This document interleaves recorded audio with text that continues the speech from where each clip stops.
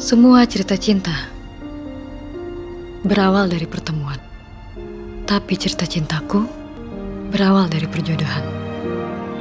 Assalamualaikum warahmatullahi wabarakatuh. Hai guys, apa kabar kalian hari ini? Semoga kalian sehat selalu dan rezekinya lancar ya, amin. Sebelumnya gue makasih banget nih karena kalian udah mau mampir dan klik video ini, sehingga video ini udah jadi tontonan kalian di hari ini.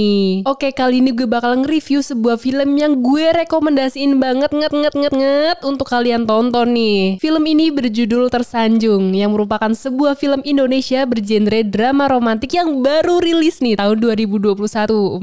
Masih seger banget kan? Film ini disutradarai oleh Hanung Bramantyo dan diadaptasi dari sebuah sinetron tahun 90-an dengan judul yang sama nih. Film ini menceritakan latar belakang tahun 98-an nih, di mana seorang wanita bernama Yura Puspita memiliki kehidupan dan kisah cinta yang begitu berwarna. Dengan dua orang sahabatnya bernama Oka dan Christian, akankah perjalanan Yura kali ini membahagiakan atau justru sebaliknya nih? Langsung aja ya, kita check it out!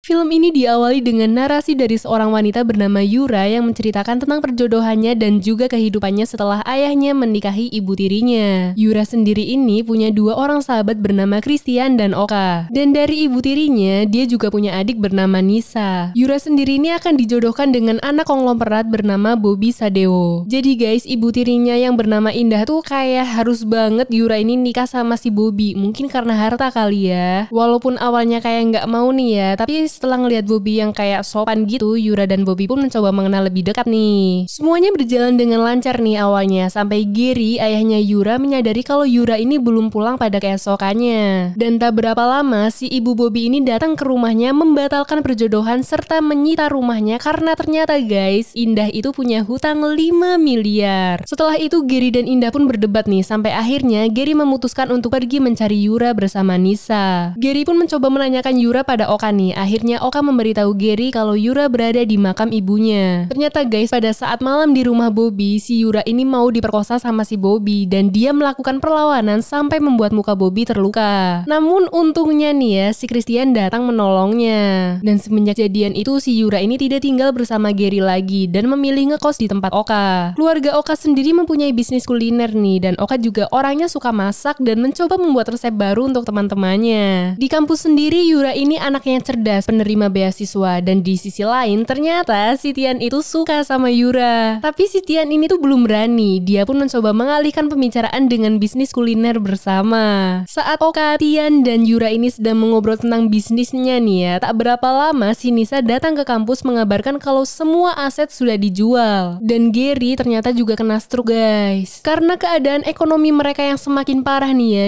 Yura pun mencoba mencari cara untuk bisa membiayai keluarganya. Dan setelah itu saat di kos-kosan, si Yura ini terkesan terburu-buru untuk segera mengembangkan bisnis kuliner mereka. Sampai akhirnya Yura meluapkan segala tekanan batinnya pada Oka dan Tian. Yura pun akhirnya pergi, dan keesokan harinya nih ya, Yura mengundurkan diri dari kampusnya dan memilih untuk mencari pekerjaan. Sebenarnya sayang juga sih, karena si Yura ini udah pinter, dapat beasiswa, tapi karena keadaan ekonomi ya mau gimana lagi. Yura pun begitu semangat nih mencari lowongan pekerjaan, sampai akhirnya dia melihat surat kabar bahwa keluarga Sadewo ditangkap karena kasus penipuan. Rasain loh. Nah kan makanya kalau cari uang tuh yang halal lah. Di sisi lain nih ya, mencari pekerjaan di tengah krisis moneter nih sangatlah susah. Sampai suatu hari nih ya, saat Yura ingin menengok ayahnya di rumah sakit, ternyata ayahnya sudah tidak dirawat di sana. Ayahnya ini sudah dibawa Oka sama Tian ke rumah kontrakan keluarganya. Yura sendiri merasa bersalah nih karena dia ngerasa egois. Tian pun kemudian menjelaskan kalau semua sangkutan keluarga Yura sudah lunas. Yura pun kemudian bertanya nih, kenapa Tian melakukan itu semua? Sampai akhirnya si Tian ini berkata jujur kalau dia itu sayang sama Yura. Namun Yura sendiri masih trauma nih dengan kejadian dulu. Tapi Tian akan mencoba sabar sampai akhirnya Yura siap. Waktu pun berlalu dan akhirnya bisnis kuliner mereka berjalan dengan sukses guys. Bahkan kehidupan Yura pun berangsur membaik nih. Dan suatu hari saat Yura bersama Tian, Tian mencoba melamar Yura. Tapi Yura belum bisa nerima nih karena dia belum tahu latar belakang Tian. Tian. Tian pun akhirnya membawa Yura bertemu dengan keluarganya di Jakarta nih. Yura sendiri sempat heran nih, kenapa saat memasuki sebuah rumah mewah, si Tian ini dipanggil tuan muda. Tapi asli guys, gila banget, konglomerat abis si Tian ini. Bahkan si Yura ini sampai nggak percaya rumah itu adalah rumah Tian. Sumpah guys, si Tian ini beneran kayak pangeran. Di rumahnya bener-bener bak kerajaan. Bahkan Yura didandani begitu cantik untuk makan malam bersama. Namun aturan di rumah itu tuh sangat ketat guys. Bahkan perilaku juga diatur. Si Yura sendiri merasa sedikit tidak nyaman nih. Namun Papa Tian sendiri humble sama si Yura. Sebelum menyetujui pernikahan mereka, Papa Tian ini memberikan syarat pada Tian sebelum menikah dengan Yura. Dia meminta Tian mengambil alih perusahaan milik kakaknya bernama Robert di LA. Bahkan papanya juga menyarankan kalau semisal lama di LA udah nikah aja di sana sama si Yura gitu. Namun mamanya si Tian nih kayak nggak setuju gitu guys. Terlihat dari pandangannya ke si Yura ini kayak gimana gitu. Dan setelah merasa mendapat lampu hijau nih ya, si Tian memberanikan diri untuk kembali melamar Yura. Dan Yura pun menerimanya. Mereka kemudian menikmati malam bersama. Besok malamnya si Tian ini mengabarkan kepada seluruh karyawan dan pelanggan bahwa dia akan menikah dengan Yura. Dan tak berapa lama nih ya, keluarga Yura juga datang dan Yura pun mempersembahkan sebuah lagu untuk ayahnya. Sin pun kemudian menunjukkan kilas balik kehidupan Yura saat kecil. Siapin tisu aja guys di sini. Pokoknya pasti kalian tuh nangis dah. Dan di sini hubungan Indah dan Yura juga semakin membaik nih. Untuk ayah tercinta, aku ingin bernyanyi walau air mata di pipiku.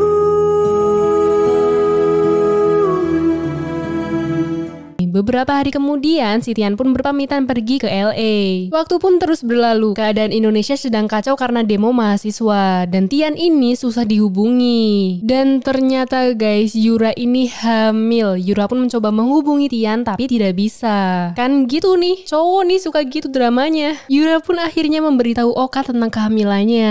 Kemudian Yura dan Oka pun melihat berita tentang kerusuhan di Jakarta. Yura yang sudah tidak tahan ya dengan menghilangnya Tian, dia mencoba ke rumah Tian di Jakarta, namun Oka tidak setuju. Oka berusaha mencegahnya karena keadaan Jakarta yang tidak kondusif. Karena kasihan melihat keadaan Yura, Oka pun akhirnya ikut mengantarkan Yura ke rumah Tian. Namun anehnya nih ya, Bu Grace, si asisten keluarga Tian, seolah-olah tidak mengenal Yura dan mengatakan bahwa keluarga Tian sudah pindah ke Amerika semua dan akan melaksanakan pernikahan minggu depan. Kena mental nih, pasti kena mental nih si Yura nih. Oka dan Yura yang mendengar hal itu terkejut bukan main nih guys, dan mencoba meminta penjelasan, namun mereka malah diusir. Yura pun begitu depresi mendapati kenyataan itu. Aduh, sakit sumpah jadi Yura. Udah kasih kepercayaan malah dihianati. Namun Oka sebagai teman mencoba untuk selalu ada untuk Yura. Dan saat di kosan nih ya, Yura menyimpan semua barang-barang kenangan bersama Tian. Keesokan harinya Oka mendapati Yura melakukan percobaan bunuh diri. Tapi untungnya nih ya, si Yura sempat diselamatkan dan dirawat di rumah sakit. Dokter juga menjelaskan bahwa Yura sedang hamil 2 bulan. Kemudian dokter meminta suaminya menemuinya agar mendapatkan info tentang keadaan Yura. Dengan sigap Oka pun langsung berpura-pura menjadi suami Yura. Di sini tuh bener-bener ngeliatin banget gimana setianya Oka ngejaga si Yura di rumah sakit. Dan saat belum sadar, Yura bermimpi tentang ibunya. Sesaat setelah itu Yura pun sadar nih. Nisa kemudian menceritakan tentang gelang yang dipakai Yura. Di sini Yura itu dikuatkan oleh semua anggota keluarga bahwa Yura pasti bisa bangkit dan melalui ini semua. Waktu pun terus berlalu nih, kandungan Yura semakin besar dan Oka tetap setia mendampingi Yura. Bahkan Oka juga sudah begitu dekat dengan keluarganya si Yura. Dan suatu malam nih ya, Bu Indah mencoba mengobrol dengan Yura. Bu Indah pun mengutarakan semua isi hatinya saat menjadi bagian dari keluarganya dan meminta maaf atas kesalahannya selama ini. Yura pun mencoba menenangkan ibunya dan memaafkan atas segala kesalahannya. Mereka pun kemudian berpelukan. Dan suatu hari nih ya, saat Yura mengikuti yoga untuk ibu hamil, pemandunya bertanya, "Lomba suaminya mana?" gitu. Bu Indah pun dengan gercep langsung nih mengatakan ini bu suaminya kepada si Oka. Oka sendiri malah malu-malu gimana gitu. Sedangkan Yura hanya bisa tertawa melihat tingkah konyol si Oka. Setelah selesai nih ya, malam harinya Oka coba ngobrol sama Yura dan bertanya apa rencana Yura ke depannya. Namun entah mengapa nih ya, si Yura merasakan ada yang berbeda di dalam hatinya ketika bersama Oka. Keesokan harinya Oka pun kembali sibuk nih melayani pelanggan-pelanggannya. Nah, di sini Bu Indah bilang kalau Oka itu cocok jadi suaminya Yura. Namun tak berapa lama ketuban Yura pecah. Oka dan Bu Indah pun langsung membawa Yura ke rumah sakit. Di rumah sakit guys, Oka ini begitu khawatir layaknya suaminya. Dan saat suster meminta pendamping, Bu Indah langsung memaksa Oka untuk mendampingi persalinan Yura. Kayak biasanya nih, si Oka konyol banget. Dia tuh nggak tahu gimana caranya dampingin orang yang mau lahiran. Ya iyalah, dia kan bukan suaminya. Oka pun begitu tegang nih melihat persalinan itu. Namun Oka mencoba untuk menjadi pendamping yang baik. Sumpah so sweet banget sih kak. Yura juga begitu berusaha dan akhirnya bayinya lahir normal. Yura pun melahirkan seorang bayi perempuan. Dan saat di rumah nih ya, Yura bingung mau kasih nama siapa.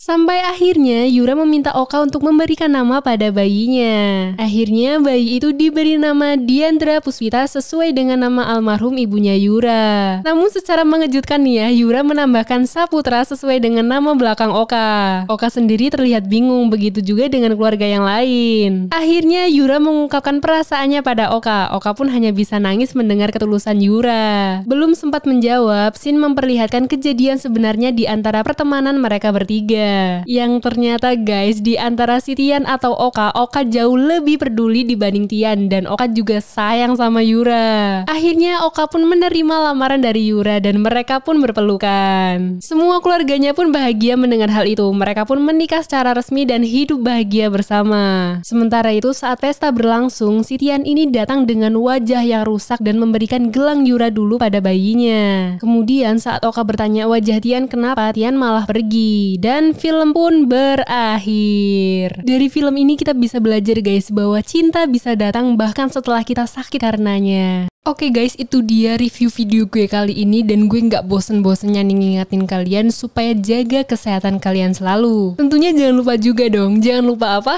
Jangan lupa kalau kalian suka jangan lupa like. Kalau kalian ngerasa bermanfaat jangan lupa share dan kalau kalian ingin berteman tekan subscribe dan tekan tombol loncengnya. Biar kalau gue ada video baru kalian bakal tahu. Gue juga tunggu nih komenan kalian di bawah tentang kritik dan saran buat video gue selanjutnya. Oke, stay positif dan bahagia selalu. Bye bye, see you next time.